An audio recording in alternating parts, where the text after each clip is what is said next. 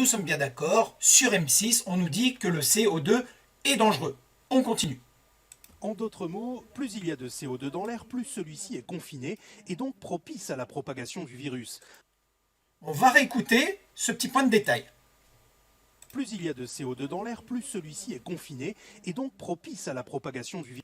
Donc, plus l'air est confiné avec du CO2, plus c'est dangereux. On continue. Alors quand le capteur dépasse 1000 parties par million, une concentration en CO2... Alors, pour faire court, je voulais vous faire voir ce petit tableau. Donc, on dit que le taux de tolérance pour le CO2 en lieu fermé, ça va entre 1000 et 1100 ppm. On repart sur la vidéo. Plus du double de l'air extérieur, Thibaut sonne l'alerte. Donc, vous voyez, alors là, c'est un climat assez anxiogène. Hein. Vous voyez déjà, il y a des parents, parfois, ils sont déjà pris de panique, rien qu'avec le Covid. Donc là, dans une classe, on donne la responsabilité à un gamin. Je te laisse imaginer, le gamin est en train de faire son cours avec sa maîtresse, il l'écoute, et en même temps, il a les yeux rivés, tu vois, sur cet écran pour voir si ça va dépasser la limite. Parce qu'on sait tous comment se passent les gamins. Hein. Dès que ça commence, tout de suite, il se lève, il part comme un pétard. On écoute. Oui, Thibaut? On a mis 83. D'accord, bah alors Thibaut, tu sais ce qu'il te reste à faire. Aération immédiate. Tu peux aller ouvrir une fenêtre. Et tant pis si ce jour-là, la température extérieure est en dessous de 0 degré, très vite le taux de CO2 diminue, preuve que l'air se renouvelle. Donc on est bien d'accord, là ils nous disent qu'il faut aérer pour renouveler l'air dans la pièce où il y a une concentration de CO2 de 1083, comme a dit le gamin. Mais qu'en est-il quand ça se passe dans le masque? On continue pour écouter la réaction de la maîtresse, juste histoire de se délecter un petit peu. On se rend compte vraiment de la nécessité d'aérer. C'est vraiment un geste barrière extrêmement important qu'il faut ancrer dans toutes les habitudes. Et c'est là qu'on peut voir l'incohérence des propos de cette adulte. Parce qu'elle regarde le taux de CO2 qui circule dans sa classe, mais est-ce qu'elle s'est posé la question du taux de concentration de CO2 qu'il y avait dans son masque et sur celui de ses élèves? On continue avec les propos du maire.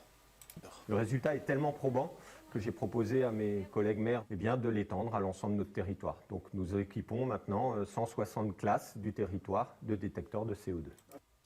Donc, je vais aborder la deuxième partie de la vidéo. C'est pour ça que c'est important que vous ouvriez bien les oreilles. Okay. Là, dans le cas présent, on nous dit que le CO2 est dangereux quand c'est dans une pièce. Alors maintenant, si je vous dis la concentration de CO2 dans un masque, qu'est-ce que vous pensez?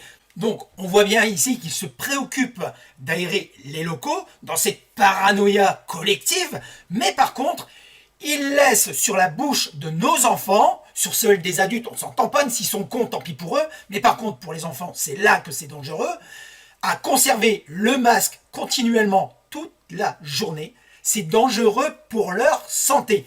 On y va pour la deuxième partie de cette vidéo.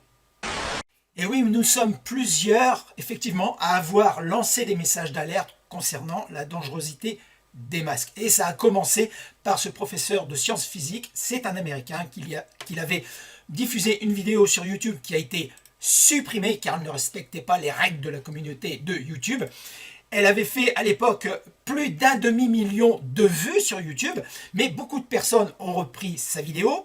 Moi également, je l'ai repris, je l'ai traduite et je l'ai mis. Je vais mettre cette partie en fin de vidéo pour que vous n'ayez pas à la chercher. Alors, il faut bien faire attention, il l'a prise au 3e degré pour éviter que l'intelligence artificielle de YouTube ne puisse pas squeezer sa vidéo. Vous pourrez également aller voir cette vidéo de monsieur François Ducrot qui a fait une expérience sur la dangerosité des masques.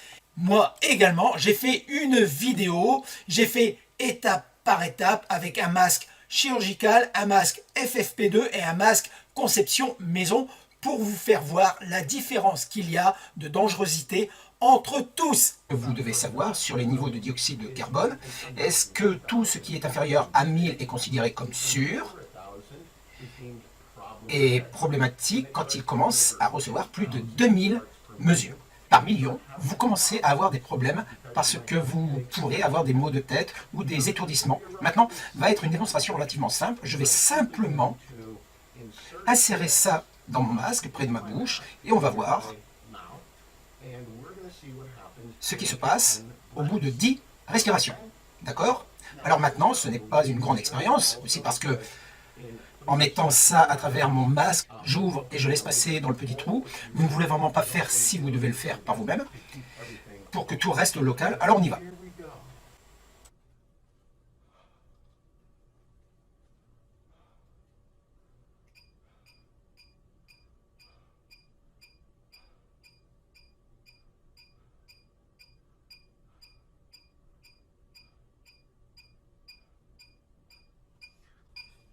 Ok, nous sommes donc passés à plus de 10 000 mesures par million. Avec juste 10 respirations, donc je veux dire à nouveau,